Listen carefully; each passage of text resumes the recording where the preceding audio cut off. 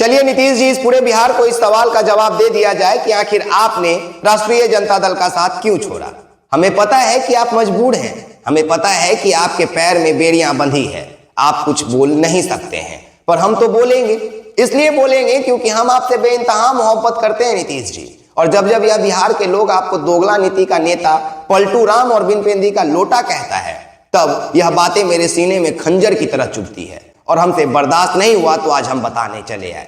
हमें पता है कि आपके साथ क्या क्या हुआ है, और अगर बिहार के लोग भी जानना चाहते हैं तो सुनिए कि आखिर क्यों नीतीश जी ने राष्ट्रीय जनता दल का साथ छोड़ दिया। अगस्त 2022 में भारतीय जनता पार्टी का साथ नीतीश जी इसलिए छोड़े थे क्योंकि भारतीय जनता पार्टी नीतीश जी को कार्य नहीं करने दे रही थी। पर इस बार क्या, इस बार तो तेजस्वी यादव नीतीश कुमार के साथ खड़े होकर नियुक्ति पत्र बांट रहे थे, वो भी लाखों में। मेडल वालों को नौकरी दे रहे थे। लेकिन दिक्कत कहां आ गया? दिक्कत आ गया अमित शाह और मोदी जी के सामने। जानते हैं क्यों? क्योंकि नीतीश कुमार जी जब भारतीय जनता पार्टी का साथ 2022 में छोड़े थे तो ये दोनों लोग ना नीतीश कुमार को सीरियस नहीं लिए थे। इनको लगा था चलो नीतीश जी तो अपने घर के आदमी हैं, कभी भी वापस बुला लेंगे। लेकिन नीतीश जी इस बार गड़बड़ कर दिए। नीतीश जी इस बार धागा बन गए और विपक्ष के नेताओं को एक एक कर फूल की तरह उठाकर चुनकर अपने धागे में माले की तरह पिरोने लगे। करने क्या लगे? ममता बनर्जी जैसे नेता को अरविंद केजरीवाल से मिलवा दिए। एमके स्टालिन, शरद पवार, राहुल गांधी, सोनिया गांधी, राहुल गांधी और ममता बनर्जी, अरविंद केजरीवाल जैसे वरिष्ठ नेताओं को एक मंच पे पटना में ला दिए और भारतीय जनता पार्टी के सामने मुसीबत खड़ा कर दिए। और जब यह सब करने का प्लानिंग नीतीश जी कर रहे थे तभी रोंगटे खड़े हो गए थे अमित शाह और नरेंद्र मोदी के।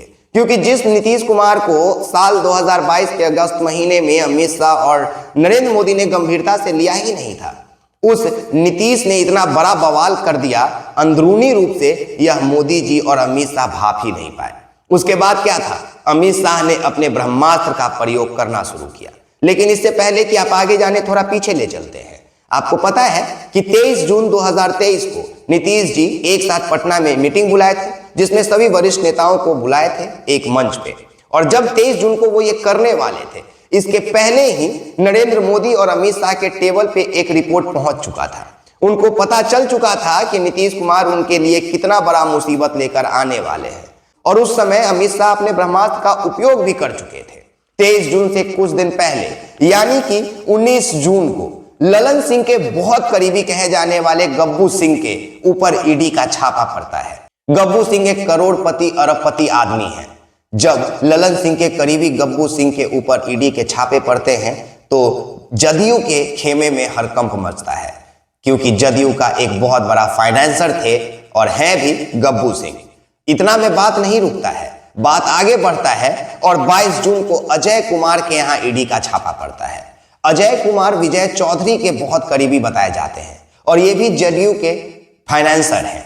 अब जब विजय चौधरी, जो कि बिहार के मनीष सिसोदिया कहे जाते हैं, नीतीश जी के फाइनेंस मिनिस्टर हैं, उस विजय चौधरी के करीबी के ऊपर जब ईडी का छापा पड़ता है तो जदयू खेमे में हड़कंप थोड़ा और मचता है, क्योंकि यह सब पहली बार हो रहा था। जनता दल यूनाइटेड के किसी भी करीबी लोगों के ऊपर ईडी का दबिश पहली बार पड़ रहा था। लेकिन बवाल तो तब होता है जब 28 अगस्त को एमएलसी, जदयू के एमएलसी राधाचरण शाह या राधाचरण सेठ कहिए, उनके ऊपर ईडी का छापा पड़ता है। और माहौल असली तो बदलता है 13 सितंबर 2023 को, जब ईडी राधाचरण सेठ को गिरफ्तार कर लेती है।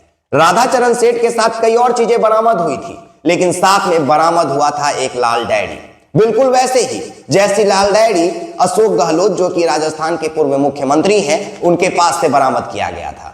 उनको उस डायरी के दम पे ब्लैकमेल करने का कोशिश भी किया गया था, यह आपको पता है। जैसे ही ईडी के पास लाल डायरी पहुंचती है राधाचरण सेठ का, जिस पे कई कोड लिखे थे, शायद वह जनता दल यूनाइटेड के रेवेन्यू का कोड था, लेन देन का कोड था। उस डायरी को ईडी के हाथ लगते ही नीतीश कुमार भारतीय जनता पार्टी के आगे घुटने टेक देते हैं और नवंबर आते आते नीतीश कुमार अपने सुर बदलने लगते हैं। और अगर आपको लगता है कि सिर्फ लाल डायरी मिलने की वजह से नीतीश कुमार जी झुक गए तो आप गलत हैं। असली दबिश ईडी की उन अधिकारियों पे, उन ब्यूरोक्रेट्स पे पड़ती है जो नीतीश कुमार के बहुत करीबी बताए जाते हैं। तब जनता दल यूनाइटेड के खेमे में हड़कंप मचता है, क्योंकि यह सब पहली बार हो रहा था। जनता दल यूनाइटेड के एमएलसी, जनता दल यूनाइटेड के कई बड़े फाइनेंसर, जनता दल यूनाइटेड के कई बड़े ब्यूरोक्रेट्स अधिकारी के ऊपर जब ईडी का दबिश पड़ता है तो नीतीश कुमार बीजेपी के आगे सरेंडर कर देते हैं, घुटने टेक देते हैं। और कैमरे के पीछे, पर्दे के पीछे जो दृश्य तैयार किया गया था, जो नाटक तैयार किया गया था, उसका असली भाग, अंतिम भाग तो आप देख चुके कि कैसे नीतीश कुमार 9वीं बार शपथ लेकर बिहार के मुख्यमंत्री बने रहे। लेकिन अगर आपको इन ईडी वाली बातों पे यकीन नहीं हो रही है तो एक बार थोड़ा सा फ्लैशबैक में चलिए और याद कीजिए कि सरकार बदले हुए 24 घंटा भी नहीं हुआ, राष्ट्रीय जनता दल को त्यागे हुए नीतीश जी को 24 घंटा भी नहीं हुआ कि ईडी ने लालू यादव को 10 घंटे तक पूछताछ करने के लिए अपने दफ्तर बुला लिया। 48 घंटे के भीतर, यानी कि अभी जब आप ये वीडियो देख रहे होंगे, उस दिन तेजस्वी यादव को ईडी अपने सामने बिठा के पूछताछ कर रही होगी। यह सब क्यों हो रहा है, यह सवाल है, और इसी सवाल में जवाब है कि नीतीश कुमार ने राष्ट्रीय जनता दल का त्याग क्यों किया।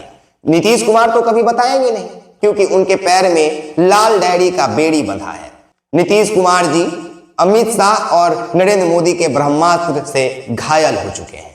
नीतीश कुमार जी अचेत अवस्था में चले गए हैं, वो बता ही नहीं पाएंगे। आपको सिर्फ समझना होगा कि इस देश के विपक्ष के नेताओं के ऊपर ईडी का दबिश लोकसभा चुनाव से पहले क्यों बढ़ाया जा रहा है।